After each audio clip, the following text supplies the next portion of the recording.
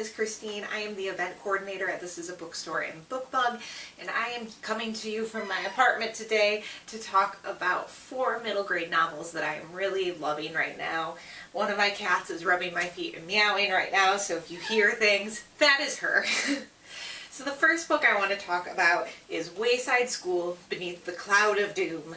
I grew up on the Wayside books by Louis Sachar. I absolutely loved them. There were 3 out at the time, and I read them all so many times I can't even remember. And this newest one is out 40 years after the first book came out, and it has the same amount of zany, wacky adventures as all the other ones.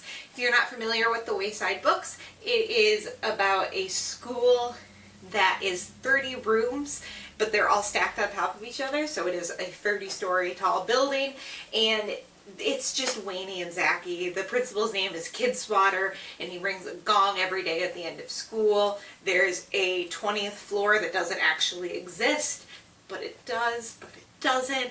It's everything weird and goofy. I still love this book, and I'm sure that any kiddo will. So, Wayside School.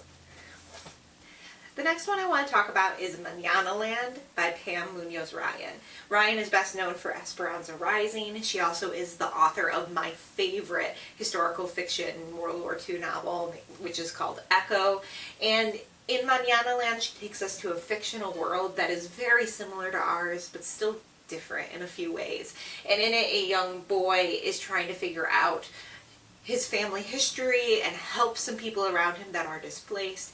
It's really beautiful. It's allegorical in some parts, but also just very true to the world. And I think it's a very needed book, Manana Land.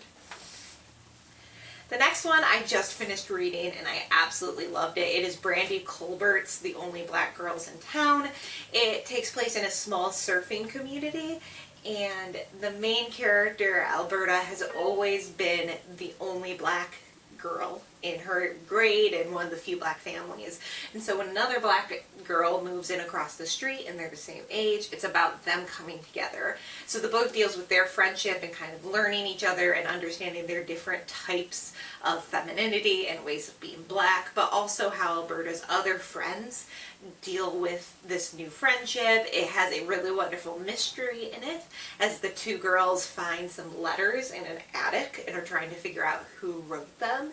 It is a really well done book that's very fun but also meaningful and important. So The Only Black Girls in Town. The last one I'll talk about today is Gene Luen Yang's Dragon Hoops. I've been a huge fan of Yang's for years, from his Prince and Eisner Award-winning American-Born Chinese, his wonderful historical novels, or graphic novels, Boxers and Saints, to his Secret Coders series, which helps teach kids how to code.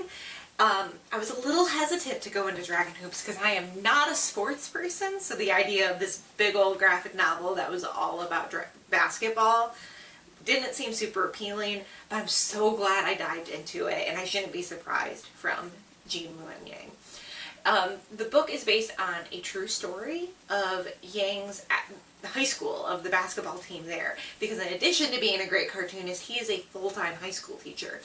And it's him as not a sports person diving in to try and understand this team sport. So not only do you get the history of basketball, you get the individual histories of the teams and the individual players that he's talking about. And of course, it's still dealing with a lot of the social and larger issues at play. It makes me think of a really good sports movie in that you don't need to really care about the sport happening to understand and really feel with and react to the characters. So Dragon Hoops, highly recommend. Those are the 4 I have with me today. All 4 of them are in stock in the store at the time of this filming, so you can click links below to purchase and have them delivered to you.